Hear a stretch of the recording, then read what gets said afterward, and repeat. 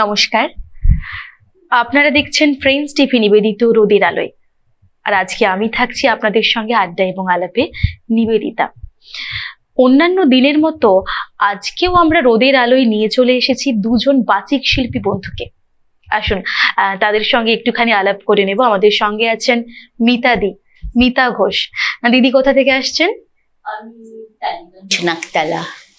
এবং আমাদের সঙ্গে আছেন আরো একজন বিশিষ্ট বাচিক শিল্পী রতন কুমার ঘোষ। দাদা কোথা থেকে আসছেন? আমি একই বাড়িতে থাকি। আজকে দাদা এবং দিদি দুজনের থেকে আমরা ভালো কিছু শুনবো। শ্রুতি নাটক, তাই তো? একদম। এই যে আমাদের প্রতিদিনের আড্ডায় আমরা কবিতা আবৃত্তি, গান, নাচ এই সমস্ত কিছু আমরা দেখি এবং আমাদের দর্শক বন্ধুদের আমরা উপহার দিই। আজকে আমাদের এপিসোডটা একটু ভিন্ন আঙ্গিকে হবে নিশ্চয়ই, কারণ আপনারা তো আমাদের সঙ্গে আছেনই এবং থাকবে নিশ্চয়ই ভালো কিছু আকর্ষণ। কি শুনবো? আমরা আজকে দুটো শ্রুতি নাটক শোনাবো। প্রথম শোনাবো বনানী মুখোপাধ্যায়ের লেখা কি গেরো, আর একটা হলো রতন কুমার ঘোষের লেখা স্পোকেন ইংরেজি। বেশ, দুটো নাটক দুই আঙ্গিকে, একেবারে ভিন্ন ধর্মী। অবশ্য দুটোই মজার নাটক। আমরা প্রথম দিন এদের সাথে অনুষ্ঠান করছি, ফলে আমরা একটু মজার নাটক। আলাপটা ভীষণ মধুর হচ্ছে তাহলে। আচ্ছা দিদি, একটুখানি আপনার সঙ্গে গল্প করতে ইচ্ছে করছে। হ্যাঁ, এই যে কবিতা আবৃত্তি চর্চা করছেন, শ্রুতি নাটক চর্চা করছেন, কতদিন ধরে করছেন?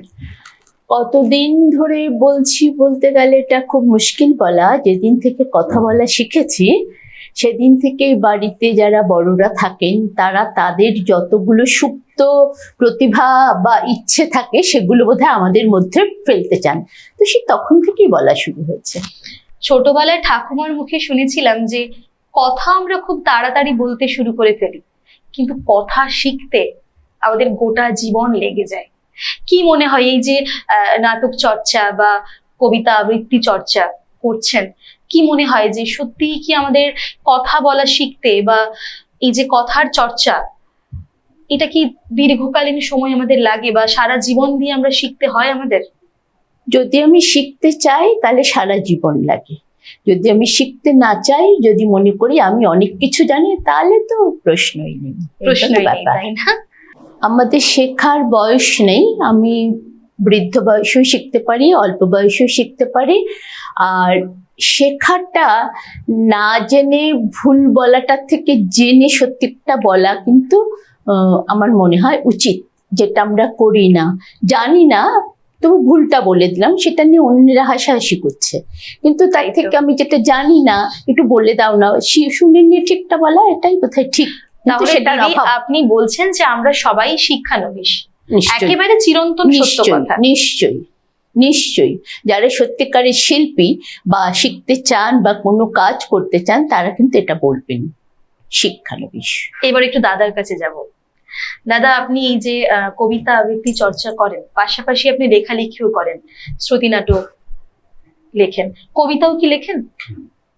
কবিতা আমি খুব কম লিখি। আমি প্রধানত প্রবন্ধ এবং মূলত শ্রুতি নাটক লিখি। আমার 4টে বই অলরেডি বেরিয়েছে, আর একটা নির্বাচিত নাটকের সংকলন একটা বেরোচ্ছে।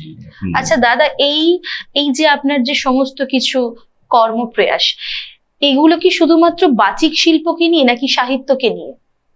না, আমি নিজে সাহিত্যের ছাত্র, আমি ইংরেজি সাহিত্যের ছাত্র। তো সাহিত্য আমার সাথে ছিল। আর ছোটবেলা থেকে আমি আবৃত্তি করতাম। পরবর্তী পর্যায়ে চাকরির সূত্রে অনেক বাইরে যেতে হবে বলে আমরা তখন মাঝে অনেকদিন বাদ ছিল। তারপরে এখন ওসব পাট মিটে গেছে। আমাদের পশ্চিম বাংলার বাইরে আপনি তো বিদেশেও অনেক শ্রুতি নাটকের উপর কাজ করেছেন। গত বছর 2022-এ এরকম সময়টায় আমরা লন্ডনে একটা অনুষ্ঠান করেছিলাম। এর আগে ক্যানাডাতে টরন্টোতে আমাদের একটা টেঙ্গেরি বলে একটা নাটক হয়েছিল, ওখানকার একজন লিখেছিলেন। তো নাটক আমরা বহুদিন ধরে করছি। বাইরের অভিজ্ঞতাটা কেমন? মানে আমাদের যখন আপনি আমাদের বাংলাতে যখন আপনি এই নাটক উপস্থাপন করছেন বা কাজ করছেন, এবং আসলে বাইরে যারা আছে তারা অনেক বেশি ডেডিকেটেড। সত্যি। আমাদের এখানটায় যেটা যেটা আমার নিজস্ব অভিজ্ঞতা, আমাদের মূলত কলকাতা শহরে চর্চা ব্যাপারটা অপেক্ষাকৃত কম, সে তুলনায় শহরতলিগুলোতে অনেক বেশি চর্চা হয়।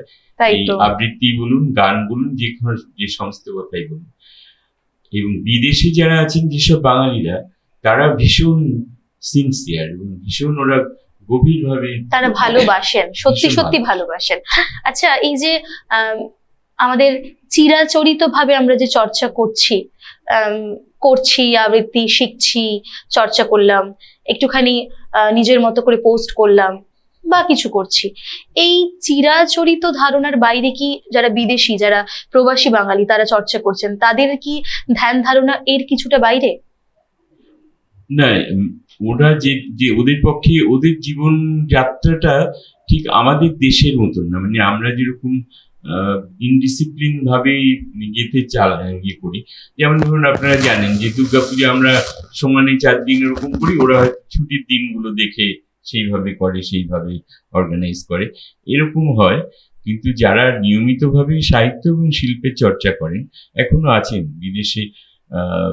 ফ্রান্সে মূলত বাংলাদেশের এক ভদ্রলোক কবি এবং সঙ্গীতকার, তো উনি যেরকম ওর মতন করে করছেন, তেমনি ইয়েতে আমার টরন্টো শহরের কথা বলছিলাম, ওখানে অশোক চক্রবর্তী আর কয়েকজন আছেন, তারা তাদের মতন করছেন। এরকম বিভিন্ন দেশে যারা বাঙালিরা যারা আছেন, তারা তাদের মতন করে শিল্প এবং সাহিত্য চর্চা করবেন। আজকে আপনাদের যে নির্বাচন শ্রুতি নাটক, সেটা শুনবো আমরা।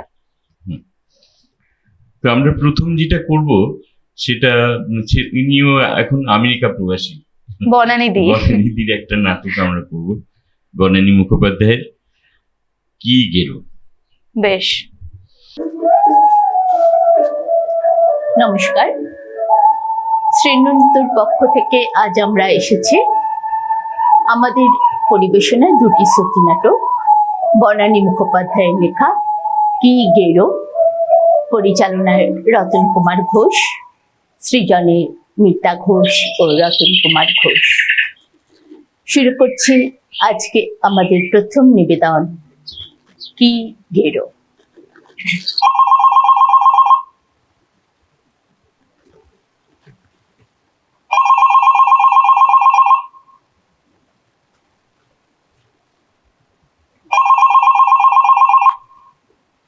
হ্যাঁ হ্যাঁ, তুমি ঠিকঠাক পৌঁছে গেছো তো?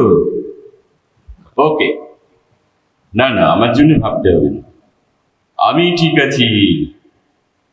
আরে দূর, হাঁটতেই পারছি না তো, বাইরে বেরোবো কি করে? হ্যাঁ হ্যাঁ হ্যাঁ হ্যাঁ, এসে গেছে। হ্যাঁ, ওই বোধহয় চা করছে। এটা কি গো, আমি তো কোনোদিন দেখিনি। কি, কার মাসি? চম্পা? সেটা আবার কি? তোমার রাঙামাসির বাড়ির মেয়েটা, তার মাসি?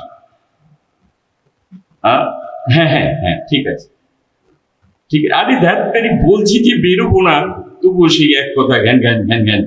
হ্যাঁ ঠিক আছে, রাখছি, দা বাবু, বাই। দা বাবু, কি হলো? এই নেন চা। খুব দেরি হইয়া গেল নাকি দা বাবু? না না, ঠিক আছে, থ্যাংক ইউ। আমার লগে ইংরেজিটা কইেন না, সেইটা বুঝি না। থ্যাংক ইউ মানে ধন্যবাদ। কিন্তু ধন্যবাদ কইলেন কেন? আমি তো ধন্যবাদের কিছু করি নাই। না না, ওই যে চাইনি দিলে তো, তাই। সেইটা তো আমার কর্তব্য, তাই না? আপনার দেখা, ঠিক সময়ে খাইতে দেওয়া, এই সব তো কর্তব্যের ভিতরেই পড়ে। তা চাটা ঠিক হয়েছে তো? আমি তো জানি না আপনি কেমন চা খান, লিকা চা না দুধ দিয়া। আপনার কি সুগার আছে? তাইলে তো চিনিও বাদ। না না, ঠিক আছে, তুমি এখন কাজ করো, আমি একটু লেখার চেষ্টা করি, আমার আবার ওইটাই কাজ, কি না? জানি জানি, আপনি একজন লেখক, অফিস টফিসে কাম কাজের কোনো পালাই নাই, খালি বাড়িতে বসে বসে লেখেন, তাই তো? তা অহন তো আপনার পায়ে ব্যথা, অহন তো লেখনের দরকার নাই। এইটা ওই ব্যথাটা আগে সাইডে যাও, তারপর না আবার লিখেন। পায়ে ব্যথা তো কি হয়েছে, লিখবো তো হাত দিয়ে। এইটা আপনি কি কইলেন? হাতের লগে পায়েরও একটা সংযোগ আছে না? সর্বনাশ, সাত সকালে কার পাল্লায় পড়লাম। আপনি কি কিছু কইলেন দা বাবু? কই না তো, না কিছু বলিনি। কি জানি, আমার যেন মনে হইলো আপনি বিড় কইরা কিছু কইলেন। এইটা তো আবার বড় চিন্তার ব্যাপার। আবার কিসের চিন্তা? ও এ তো মুখে থামতেই চায় না, লাইন দিয়ে কথা বেরিয়ে আসছে ওয়ান আফটার অ্যানাদার। চিন্তার ব্যাপার কই কেন জানেন? আমার একটা জামাই বাবু আসিল, এত সবক্ষণ নিজের মনে কথা কইতো। কি কইতো এইটা কোনোদিন শুনি নাই। একদিন মনে হইল যাই গিয়া জামাই বাবুর পিছনে কারাই, শুনি কি কথা কয়। ওরে আমার পোড়া কপাল, কি শুনলাম কোন দেহে। আরে আমি কি করে জানবো? তুমি কি শুনলে? আমি কি ছিলাম নাকি সেখানে? বিরক্ত হইেন না দা বাবু, বিরক্ত হইেন না। কারণ ব্যতীত বিরক্ত হওয়া উচিত না, বুঝলেন? ও হ্যাঁ, যা কইতাছিলাম, জামাই বাবুর পিছনে খাড়াইয়া শুনি উনি কয়, কত আমি তোমারে খুব ভালোবাসি, তোমারে ছাড়া আমি বাঁচুম না। পদ্ম আবার কি? খাইছে, আপনি পদ্মটাই চেনেন না? আরে আমি তো পদ্ম। তা আমি জানবোটা কি করে? আমি তো তোমাকে আজই প্রথম দেখলাম। ও মা, আপনি জানেন না? আমি তো চুপি চুপি এসে একদিন দেখা গেছিলাম। কেন চুপি চুপি কেন? ও মা, আমার বৌদিতে কইছিল না উনি তো এখন লেখতাছেন, তাই চুপি চুপি দেখায়, ডিস্টার্ব করণের দরকার নাই। গুড, আমিও তাই বলছি। আমি এখন লিখবো তো, এই সময় কেউ কথা বললে আমার একদম ভালো লাগে। সেই তো সত্যি কথা দা বাবু, কাজের টাইমে ডিস্টার্ব করা উচিত না। বাহ, তুমি তো খুব বুদ্ধিমতী লিখছি। ঠিকই কইছে, হক বলে এই কথাই কয়। আমি খুব ওই বিচক্ষণ। হ্যাঁ, তাহলে এবার একটু বিচক্ষণতা দেখাও তো। তুমি এখন ভেতরে যাও, মানে একটু রান্না বান্না করো, আমি আমার কাজ করি, ঠিক আছে? রান্না তো বৌদিদি সাইরা গেছেন, আমি শুধু ভাত করুম। আচ্ছা, আপনি কেমন ভাত পছন্দ করেন? ঝুরঝুরা না গলা গলা? এক ছিটি ঝুরা, দুই ছিটি গলা, কোনো চিন্তা কইরেন না। কিন্তু এবার তো চিন্তা করতেই হচ্ছে। এই তোমায় একটা কথা বলি, শোনো। একটা কেন, আপনি 10টা কথা কন। না, আমি একটাই কথা বলবো, মন দিয়ে শোনো। আমি বেশি কথা বলি না, বা আমি বলতেও ভালোবাসি না, শুনতেও ভালোবাসি না। বেশি কথা বললেও আমার মাথার যন্ত্রণা হয়, শুনলেও মাথার যন্ত্রণা। তো মহা চিন্তার কথা হইল। কথা কইলে মাথা যন্ত্রণা, আবার শুনলেও। আপনার কি চক্ষুতে কোনো প্রবলেম আছে? এইটা হইলেও তো মাথার যন্ত্রণা হয়। টিভিতে ডাক্তার বাবুরা তো তাই কয়। না, আমার চক্ষুতে কোনো সমস্যা নেই। আচ্ছা, আপনি টিভি দেখেন না? হ্যাঁ, দেখি। কেন? একখানা লাল কাপড় পরা দাড়ি গোপালা সাধুটা দেখছেন? হ্যাঁ, কত রকম কসরত দেখায়। এই ডিগবাজি খায়, আবার তখনই মাথাটা মাটিতে ঠেকাইয়া পা দুইখানা উপরে উঠাইয়া দেয়। এক নাক দিয়া নিঃশ্বাস লয়, আরেক নাক দিয়া নিঃশ্বাস ছাড়ে। টিভির ভিতরে কত মানুষ অল্লাহকে কসরত করে, বুড়া বুড়ি, রোগা মোটা, হক গোল মাইনসে। আপনিও করবেন, দেখবেন সব যন্ত্রণা সাইরা যাইব। দা বাবু, আমি কি আপনারে দেখাইয়া দেবো পা দুইখানা উপরে উঠাইয়া? না না না না, একদম না, কিছু দেখাবার দরকার নেই। এই তুমি এখন যাও তো, যাও বলছি, শিগগিরই যাও। অতবার যাও কইতেছেন কেন? আমি তোর কানে কম শুনি না? আর আপনি যাও কইলেই তো আর হইব না। বউ দিদি আমারে কইয়া গেছে আপনারে যত্ন করতে। কইছে, পদ্ম, দা বাবুরে একা চাইরো না, সব সময় হাত ধইরা রাখবা, বাথরুমে যাওয়ানোর সময় অবশ্যই সাথে যাই। খবরদার বলছি, আর একটাও কথা বলবে। এই তুমি কি আমার গার্জেন নিশ্চয়? আমার হাত ধরে বাথরুমে নিয়ে যাবে? বাথরুমে এই মহিলা, মানে সর্বনাশের বাকি রইল কি? খাইছে রে, ইনা তো দেখি খুবই মাথা গরম হইছে। দা বাবু, আপনার কি একটু চিনি জল দিমু, লেবু দিয়া দিমু? আমার মনে হয় পেটের জন্যই আপনার মাথা গরম হইছে। আসলে আমাগো সব শরীরের সব অংশের লগে সব অংশের একটা যোগাযোগ আছে না। একখান খারাপ হইলে আরেক খান খারাপ হইব, বলছেন তো, ওই লাল কাপড় পরা সাধুটা তো সেই কথাই কয়, খাইবেন দা বাবু চিনি জল? ও, এই মক্কেল তোমায় পাগল করে ছাড়বে। আচ্ছা, কার খপ্পরে ফেলে গেল আমাকে। বাপের বাড়ি যাবার আর সময় পেলে না, পিসি নাচ জামাইকে আজকেই দেখতে হবে। আমার পায়ের ব্যথাটা সারা পর্যন্ত অপেক্ষা করতে পারলো না। নাচ জামাই না গোষ্ঠীর পিন্ডি, এদিকে জ্ঞানদানন্দনী তো আমায় ততক্ষণে দফা রফা করে ছাড়বে। তখন থেকে বলছি যাও যাও, কিছুতেই যাচ্ছে না। দা বাবু, ও দা বাবু, আবার কি হলো? বাথরুমে যাইবেন? কেন হঠাৎ বাথরুমে যাবো কেন? কেন যাইবেন এইটা আপনি জানেন। আপনার শরীর বড় হইব কি ছোট হইব এইটা তো আপনিই বুঝবেন, ঠিক কিনা? আমি শুধু হাতটা দইরা থাকি। শাট আপ, অনেক হয়েছে। এই তুমি এবার যাও তো, আমি আর পাচ্ছি না। দেখো চম্পাবতী না কি? চম্পাবতী আবার কে খাইছে রে? তো দেখি কিছুই মনে রাখতে পারতেছেন না। ও দা বাবু, রাইগেন না, শান্ত হইয়া শোনেন। আমি চম্পাবতী না, পদ্মাবতী, চম্পার মাসি। তাহলে এখানে কেন? পদ্মাবতীতে জয়দেবের কাছে যাও না, আমাকে জ্বালাচ্ছ কেন? আরে আপনি ওরে শুনলেন কি কইরা? জয়দেব তো আসিল আমাকে দেশের বাড়ি। যাস, তো দেখছি সত্যিকারে জয়দেবও আছে। কি জেরুরি বাবা। ওমা, আছেই তো। ওর আসল নাম হইল জয়দেব, কিন্তু হক বলে ডাকতো দেবদাস। ওর ডাইক নাম তো দেবু। তাই ছোট থেকেই ও আমার বন্ধু ছিল, আর বড় হইয়া তো আরো ভালোবাসা হইল, কিন্তু বিয়া হইল না। ও তাই, সেই জন্যই দেবদাস। তো তুমি কি আবার পার্বতী নাকি? ওমা, আপনি এইটাও জানেন? আমার ডাক নেম তো পার্বতী। দেবুদা তো পার্বতী ডাকতো শিশুকাল শিক্ষা। বন্ধু ছিলাম তো। বাবা, শিশুকাল থেকে জয়দেবের ক্ষমতা আছে বলতে হবে। তা না হলে এতকাল ধরে তোমার সঙ্গে বন্ধুত্ব করেও ঠিক আছে। নাই, হ্যাঁ? ঠিক নাই গো দা বাবু, মাথাটা একটু গোলমালের মতো হইছে তো। হ্যাঁ, সে তো হবেই, যে এখন গার্লফ্রেন্ড।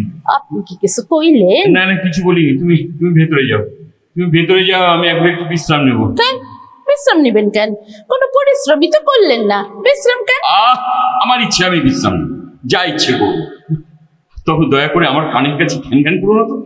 একটা কথা ছাই বুঝি না, প্রত্যেকে একটা পাগল গুছিয়ে গেছে। এই শোনো, আমার পায়ে এমন ব্যথা হয়নি যে লোকের দরকার হয়। হইব দরকার হইব। এই, একদম মুখে মুখে কথা বলো না। যাও তুমি, তোমাকে দরকার নেই আমার। নাই মানে কি? নাই মানে কি? বউ দিদি আমারে কত আনন্দ কইরা রাখতে গেছে, আর উনি আমারে কাইসাইলা যাও। আপনি রাখছেন নাকি আমারে? আরে এই তো বোধহয় ঝগড়া করছে। এই শোনো, আমি এমনিতেই ঠান্ডা মানুষ, কিন্তু মাথা গরম হয়ে গেলে। কি হইয়া গেল কি? আপনার মাথা গরম হইতে পারে আর আমার পারে না। আর আমার যদি মাথা গরম হয় তাইলে কিন্তু আপনার বাসনের কোনো উপায় নাই। তার মানে কিছু নাই। আমার মাথা গরম হইলে আমি চিৎকার দিই, জিনিসপত্র ভাঙি, খাবারের থালা বাসন উল্টাইয়া দিই। একজনের বাড়িতে তো টেপিও ভাঙ্গা দিছিলাম। সর্বনাশ। গাই তো আমার কেউ রাখে না, বলা তো যায় না কখন মাথা গরম হইব। বৌদিদিরে কইছিলাম আমারে রাখেন না, কিন্তু বৌদিদি কইল দা বাবু ঠান্ডা লোক, কিছু হইব না। এখন তো দেখতাছি। কোন পাগলের পাল্লায় পড়লাম রে বাবা। ও মা গো, আপনি তো দেখি অজ্ঞলি জানেন। ঠিকই কইছেন, আমি পাগল তাই পুরা না অর্ধেক। মাথা গরম হইলে পাগল, নইলে না। ও বাবা, ভয়ের কিছু নাই দা বাবু, শুধু জোরে কথা কইবেন না, ওইটাতেই আমার মাথা গরম হইয়া যায়, আর তাইতেই পাগলামি। এরই মধ্যে কিন্তু আপনি 2-3 বার জোরে জোরে কথা কইছেন। নতুন লোক বইলা চাইরা দিছে, অন্যেরে সারি না। দেবুদা তো আমার কথা শোনে নাই বইলে এমন চোট মরছিল যে 2খানা দাঁত পইড়া গেছে। ভগবান, অত চিকন ছুটে কতক্ষণ কেন? ভয় পাইয়েন না, আমি তো আপনারে মারি ধরি নাই, খালি কইছি আপনি পাগল নয়, তয় পুরা না অর্ধেক। চলেন, বেলা হইল, স্নান করণের টাইম হইছে, চলেন। দা বাবু কি হইল? কথা কন না কেন? ঘুমাইলেন নাকি? যা, এ তো দেখি ঘুমাইয়াই পড়ছে। তাহলে একটু ঘুমাক, তারপরেই নয় বাথরুমে লইয়া যামু। আমি বরং একটুখানি পায়ে হাত বুলাইয়া। না না না না, আমি বাথরুমে যাব। ও মা, এই তো ঘুম ভাঙিয়ে গেছে গো। কি লক্ষ্মী, কি লক্ষ্মী। ধরেন, হাত ধরেন। হ, চলেন, স্নান কইরা ভাত খাইয়া তারপরে ঘুমাইবেন। যান, বাথরুমে যান। ঠিক আছে, দরজা বন্ধ করেন না, আমি বাইরে বসে আছি, আপনি স্নান করেন আর আমি চোখ বন্ধ কইরা আছি। না না কি না? দরজা খোলা রাখবেন। হে ভগবান, কি সর্বনাশ করলে আমার। শালা ফুল পিসি জামাই, তুই আর আসবার টাইম পেলি না। ও বাবা, এই যে দরজার গোড়ায় গেঁট হয়ে বসে আছে, আমি কি একটু হেল্প করে চেঁচাবো? না, বড্ড লোক জানাজানি হয়ে যাবে। না, হাত তো সহ্য হচ্ছে না। কি হইলো? স্নান করেন, জলের আওয়াজ পাই না তো। ও দা বাবু, হ, এইবার শুনতে পাইতাছি। লক্ষ্মী ছেলে, এইবার স্নান করেন। আপনি কি একটু গান শুনবেন? না গামু? না না না। কি কইলেন গামু? আচ্ছা, আমি জোরে জোরে গাইতেছি, আপনি স্নান করেন আর শোনেন। ও আমার দরদি, ও আমার দরদি, আগে যাইলে তোর ভাঙা নৌকায় সরতাম না। ও ও দা বাবু, ভয় করেন না, আমি বসে আছি, আপনি স্নান করেন। ও আমার দরদি, আগে যাইলে তোর ভাঙা নৌকায় সরতাম না।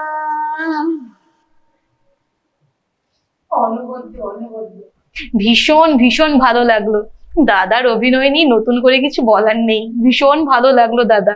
সেই সঙ্গে দিদি একেবারে একে অপরের পরিপূরক হিসেবে কাজ করেছেন। এবার কি শুনবো? আমাদের পরবর্তী নাটক স্পোকেন ইংরেজি। এটাও মজার নাটক। এটাও মজার নাটক, ছোট্ট নাটক।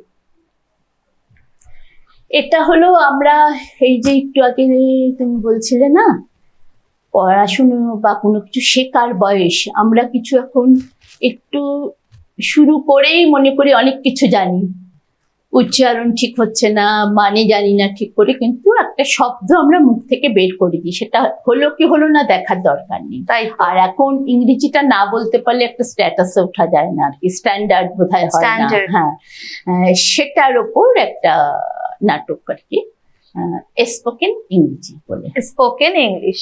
স্পোকেন, স্পোকেন সেটা বলতে পারছে না। স্পোকেন। Spoken English. বেশ।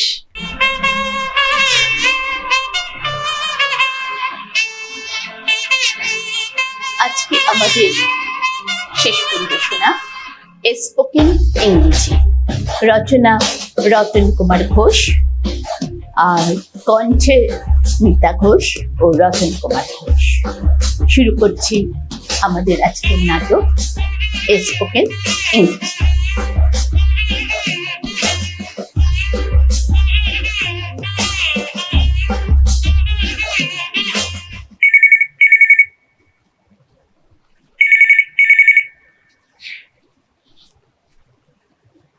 হ্যালো হ্যালো, কে বলছেন? এই নাম্বার থেকে এক্ষুনি একটা ফোন এসেছিল, তাই কল ব্যাক করলাম। হ্যাঁ হ্যাঁ, আমি করেছিলাম, তবে আপনি আমায় আইডেন্টিফাই করতে পারবেন না। আইডেন্টিফাই মানে আইডেন্টিফাই করার কথা বলছেন? হ্যাঁ, মানে আমায় চিনতে পারবেন না। ও, তাহলে আপনিও তো আমাকে চেনেন না, হঠাৎ ফোন করলেন কেন? কোনো বিশেষ দরকার? না না, নাথিং প্র্যাকটিক্যাল। নাথিং পার্টিকুলার, তাই তো? আপনি দেখছি খুবই ভালো ইংরেজি বলেন। জব্বর একখানা জিনিস মনে হচ্ছে, একা বোর হচ্ছিলাম, একটু নাড়াচাড়া করে সময় কাটিয়ে দিই। আপনি চুপ করে আছেন কেন? ফোন করেছি বলে কি হাংরি হলেন, মানে রেগে গেলেন? হাংরি? হ্যাঁ, তা তো বটে। না না, রাগ করিনি, ভাবছিলাম আপনার গলাটা কি মিষ্টি। হ্যাঁ, সবাই তাই বলে, খুবই সুইট। জানেন, আমার টিচার তো সব সময় বলেন আমার গলা খুবই মেলিডিয়াস। হ্যাঁ হ্যাঁ, মেলোডিয়াস তো বটেই। তো আপনি কি এখনো পড়াশোনা করেন? পড়াশোনা তো করতাম, কিন্তু আমরা থাকি তো শহর থেকে দূরে, অনেক দূরের স্কুলে। ক্লাস 8-এর পর না আর পেশেন্ট থাকলো না। ও বলছেন পেশেন্স মানে ধৈর্য থাকলো না। ওই হলো, তারপর থেকে বুধদার কাছে স্পোকেন ইংরেজি শিখছি। তার মানে ওই বুধোদয় আপনার টিচার? হ্যাঁ, ওই বুধদাই তো বাবাকে এসে বলল, এখনকার দিনে ইংরেজি না জানলে কি চলে? স্পোকেন ইংরেজি জানলে আর BA পাস করতে লাগে না, সব জায়গায় চাকরি বাকরি সব পাওয়া যায়। হ্যাঁ সে তো ঠিক কথা। তবে বলুন, আজকালকার দিনে স্পোকেন ইংরেজি তো আনডিসপোজেবল, তাই না? ইন্ডিসপেন্সিবল। হ্যাঁ হ্যাঁ, নিশ্চয়ই নিশ্চয়ই। এখন তো খুবই ভালো ইংরেজি বলতে পারি। বুধুদা বলেছে সব সময় যত বেশি করে ইংরেজি বলবো তত ভালো করে শিখতে পারবো। হ্যাঁ সে তো বটে। তবেই জানেন, বুধুদাকে নিয়ে একটা ভীষণ প্রবলেমে আছি। প্রবলেম কিরকম? প্রবলেম হলো কি জানেন, বুধুদার আসা যাওয়ার তো কোনো ঠিক নেই। তাছাড়া আমার মনে হয় ইংরেজি শেখানোর ব্যাপারে ওর কোনো কনস্টিপেশনই নেই। মানে কনসেপশন নেই বলছেন? কেন, আপনার বুধোদা কি পাস? পাস মানে অনেক বছর ধরেই তো হায়ার সেকেন্ডারি দিচ্ছে, এর মধ্যে পাস করেছে কিনা জিজ্ঞেস করিনি। ও তবে খুব ভালো মানুষ, আমাকে না এই ফোনটা কিনে দিয়েছে, বাবাকে তো হাজার বলেও। বেশ বেশ। তাই বুধোদা বোর্ডিংটা কি, চাকরি না ব্যবসা? না, ও সব কিছু করে না, পার্টি করে, পার্টি। আগে অবশ্য অন্য পার্টি করতো, তারপর অ্যাডমিশন পাল্টে গেল তো, তাই এখন এই পার্টি করে। ভালোই করেছে, অ্যাডমিনিস্ট্রেশনের সাথে থাকাই তো বুদ্ধিমানের কাজ। কিন্তু কাজের চাপে না মাঝে মাঝে পাড়ায় থাকে না, তখন আমার পড়া বন্ধ থাকে, এটাই যা প্রবলেম। কিন্তু মাঝে মাঝে এত কিসের চাপটা? কে জানে, জানেন কোথাও একটু গন্ডগোল হয়েছে কি খুন হয়েছে, ব্যাস বুধুদা গায়েব, পুলিশ খুঁজলেও পাবে না। আপনার টিচারকে নিয়ে তোলে তো আপনার খুবই দুশ্চিন্তায় থাকতে হয় দেখছি। আর বলবেন না, বুধুদাকে নিয়ে এত ট্রেনের মধ্যে থাকি যে। ট্রেনে ও ট্রেন, হ্যাঁ সে তো হবে। তা সে কথা থাক, আপনি তো বললেন আমায় চেনেন না, তাহলে? সে তো আপনার সাথে মুখোমুখিও কথা বলতে পারতাম। জানেন, বুধদার এই ফোনটায় না মুড পাল্টে ভিডিওতেও কথা বলা যায়। না না, মোট পাল্টাবার কিছু দরকার নেই। আমি শুধু বলতে চাইছি যে আপনি যখন আমাকে চেনেন না, জানেন না, তখন আমাকে হঠাৎ ফোন করতে গেলেন কেন? মানে ওটা তো আমার কন্টেইনমেন্ট আর কি, বুঝলেন না? না মানে ঠিক কন্টেইন, ও আপনি এন্টারটেনমেন্ট বলতে চাইছেন? হ্যাঁ, তো আমি মাঝে মাঝে যেমন খুশি নাম্বারে কল করি, অনেকেই ধরে না, আবার কেউ কেউ এমন গম্ভীর রাগী গলায় কথা বলে যে ভয়ে লাইন কেটে দিই। খুব কম লোকই অবশ্য আপনার মতো কল ব্যাকিং করে, আপনি না খুব ভালো। আসলে অচেনা নম্বর দেখে ভাবলাম কেউ হয়তো নম্বর পাল্টেছে, বা আমি হয়তো সেভ করিনি। হ্যাঁ, আমারটা তো নতুন নাম্বার, বুধদার নতুন স্লিম ভরে দিয়েছে। নতুন সিম কার্ড? হ্যাঁ, আগেরটা তো পুচকে একটা ফোন ছিল, না ছবি তোলা যেত না চাট করা যেত। বেশ, তাহলে এবার আপনার বুধদাকে একবার ধরুন, আমার একটা জরুরি ফোন আসবে এক্ষুনি, আমি তাহলে ছাড়ছি। আরে আরে আরে, আপনার নামটা তো সেভ করব, নামটা তো বলুন। কথাটা সেভ নয়, সেভ। ইংরেজিটা বলার আগে একটু শেখার চেষ্টা করুন। নাম্বার সেভ করতে হবে না, আমি আপনার নম্বরটি ব্লক করে দিচ্ছি। আপনার সঙ্গে আর কিছুক্ষণ কথা বলে না, যা একটু ইংরেজি জানতাম সব ভুলে যাবো। আচ্ছা ছাড়লাম। ইস, ব্লক করবে না, করলেই হলো আর কি। শহরে থাকি না বলে কি কিছু বুঝি না, জানি না নাকি? এই নাম্বারটি তো আমার কাছেই রয়ে গেছে, অন্য কোনো ফোন থেকে ফোন করব। এখন তো কিছুই জানতে পারলাম না, কি নাম, কি করে, কোথায় থাকে, কত আয়, বিয়ে করেছে কিনা, সব জানতে হবে না? আগে তো দুজনকে নিয়ে খুব ট্রেনের মধ্যে ছিলাম, এখন তার মধ্যে দু একজন খুব ইন্টারেস্টিং ছিল। এই লোকটা কেমন যেন পণ্ডিত মর্ক, তবে হাল ছাড়ছে না, চেষ্টা চালিয়ে গেলে নিশ্চয়ই সাকসেশন পাওয়া যাবে। যাই, অত ছাড়া পুতুটাকে পাওয়া যায় কিনা দেখি। শেষ হলো স্পোকেন ইংরেজি। ভীষণ মজা পেলাম, খুব উপভোগ করলাম। হয় না একটা ভেতরের একটা ভালো লাগা, তো সেই ভালো লাগা ভীষণ মজাদার লাগলো, ভীষণ ভীষণ ভালো লাগলো দিদি। আপনাদের অনেক ধন্যবাদ, আজকে আমাদের এই রোদের আলোতে আপনারা এসেছেন, আমাদের রোদের আলো একেবারে আলোকিত হয়ে উঠেছে।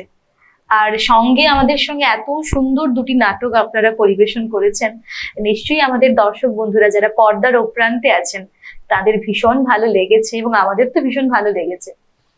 তো আজকে যেতে যেতে এখানেই বিদায় নেব, হাতে সময় একেবারেই নেই। দেখা হবে আগামী এপিসোডে, আপনারা দেখতে থাকুন ফ্রেন্ডস টিভিতে রোদের আলো। ধন্যবাদ।